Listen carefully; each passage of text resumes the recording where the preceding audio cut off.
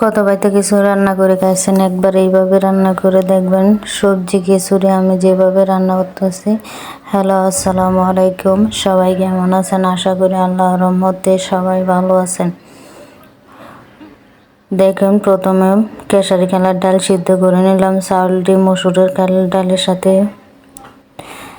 ধুয়ে নিলাম। তারপর পেঁপে আর আলু সিদ্ধ করে নিলাম। এখন একটা পাতিল বসাই দিলাম। পাতিলের মধ্যে কাঁচামরিচ আর পেঁয়াজ বসাই দিলাম।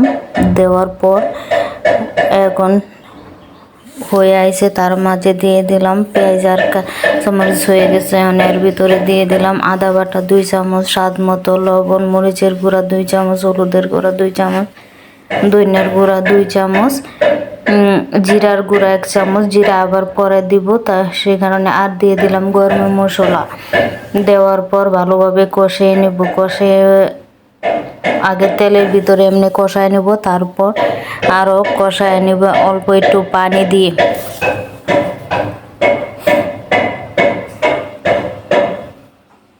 এখন অল্প একটু পানি দিয়ে দিব, দিয়ে ভালোভাবে কষায় নেব। এমনি আরেকবার অল্প একটু পানি দিব। কষানো ওইটা হয়ে গেলে এটা দিয়ে আরও কিছুক্ষণ কষিয়ে নেব। তারপর এর ভিতরে দিয়ে দিব সবজি দিয়ে রাখছিলাম, আর ডাল, কেশারি কালার ডাল আর আলু আর পেঁপে এইগুলা দিয়ে দেব। দিয়ে কিছুক্ষণ কষিয়ে নেব, ভালোভাবে কষিয়ে নেব। নাড়াচাড়া দিয়ে কষিয়ে নেব। কষিয়ে নেওয়ার পর এমন করে ভালোভাবে কষিয়ে নেবেন, তাহলে খিচুড়ি অনেকটা মজা হয়।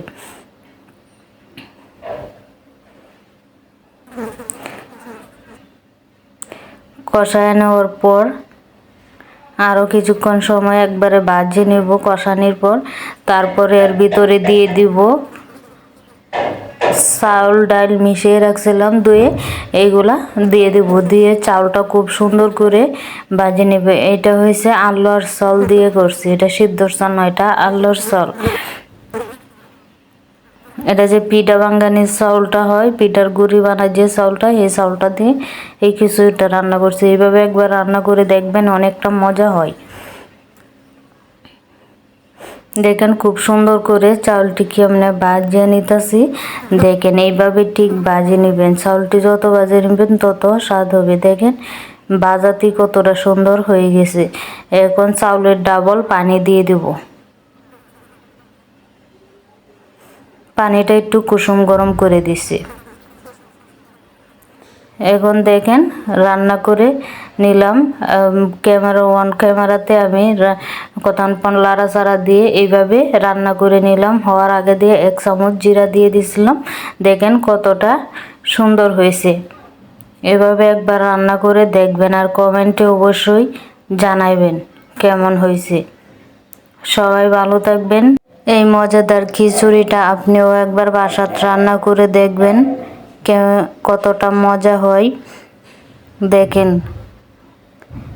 তারপর এখন একটু লাড়াচাড়াতে হালকা একটু ঘি দিয়ে দেব, তাহলে আরও একটা স্বাদ হবে।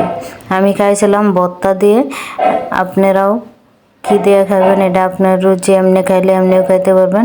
সবাই ভালো থাকবেন, সুস্থ থাকবেন। আল্লাহ হাফেজ।